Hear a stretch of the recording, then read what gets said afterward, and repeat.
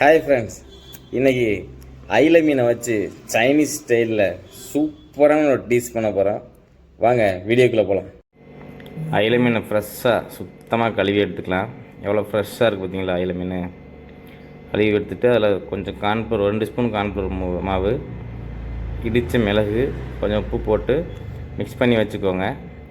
அடுத்து தேவையான பொருட்கள் எடுத்துக்கலாம். ஒரு பெரிய வெங்காயம், ஒரு லெமனு, ஒரு பச்சை மிளகாய், கொஞ்சம் கொத்தமல்லி, ஒரு பெரிய கேப்சிகம், குடமிளகாய் எல்லாம் ரெடி பண்ணி வச்சுக்கோங்க. Soya sauce, chilli sauce, tomato sauce ரெகுலராக யூஸ் பண்ணுறது தான். அதெல்லாம் எடுத்து வச்சுட்டு இப்போ நம்ம கட் பண்ணுற சைஸில் கட் பண்ணிக்கோங்க. ரொம்ப சின்னதாக கட் பண்ணக்கூடாது. பார்த்திங்களா எவ்வளோ ஃப்ரெஷ்ஷாக இருக்குதுன்னு சொல்லிட்டு.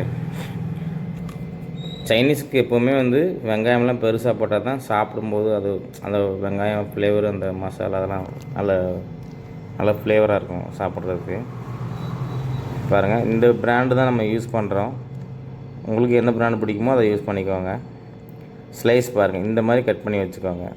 வெங்காயத்தை தனித்தனி உதிரியாக பிரித்து வச்சுக்கோங்க.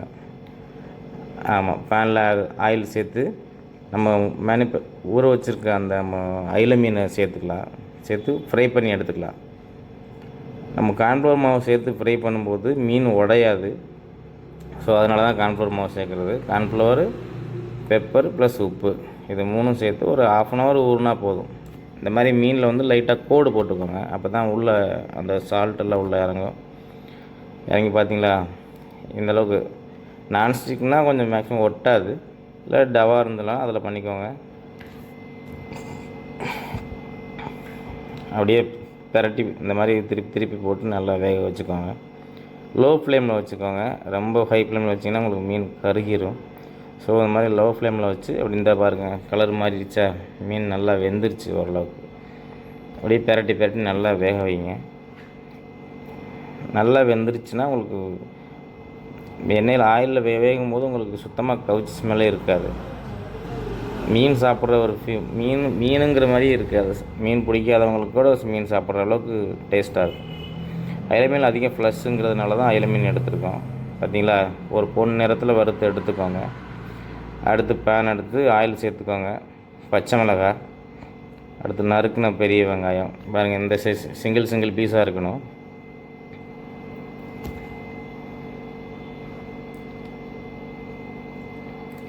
நல்லா வதக்கிக்கோங்க.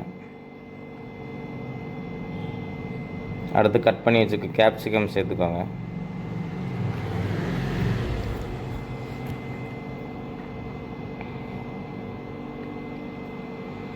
சும்மா லைட்டாக, சைனீஸ்னாவே ஆஃப் தான், ஆஃப் குக்கிங் பண்ணாவே போதும். அடுத்து சோயா சாஸு, அடுத்து சில்லி சாஸு தேவையான அளவு சேர்த்துக்கோங்க. ஓரளவுக்கு காரம் அதிகம் வேணால் கொஞ்சம் ஜாஸ்தியாக சேர்த்துக்கோங்க. அடுத்து டொமேட்டோ சாஸ் சேர்த்துக்கோங்க. தேவையான அளவு உப்பு, 1 ஸ்பூன் சர்க்கரை, வெள்ளை சர்க்கரை இல்லை நாட்டு சர்க்கரை பிடிக்கும், நாட்டு சர்க்கரை சேர்த்துக்கோங்க. பார்த்திங்களா எப்படி கலர் வந்துருச்சுன்னு சொல்லிட்டு. நல்லா ஒரு ஆஃப் குக் ஆனதுக்கப்புறம் தண்ணி சேர்த்துக்கோங்க. தண்ணினா ரொம்ப குழம்புக்கு சேர்க்குற மாதிரி சேர்க்கக்கூடாது. கொஞ்சமாக ஒரு ஒரு ஒரு ஒரு கிளாஸ் அளவுக்கு சேர்த்திங்கன்னா போதும். அடுத்து நம்ம ஃப்ரை பண்ணி வச்சுருக்க ஃபிஷ் அதில் சேர்த்துக்கோங்க.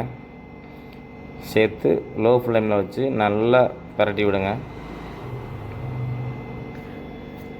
அந்த மசாலாவில் அப்படியே மிக்ஸ் ஆகிற அளவுக்கு பரட்டி விடுங்க. அதான்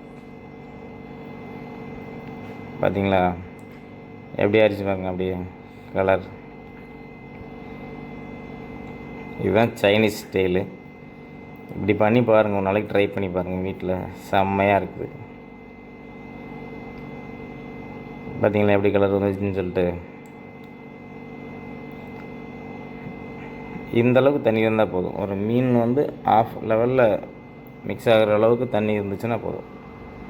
கொத்தமல்லி தூவி இறக்கி சுட பரிமாறுங்க.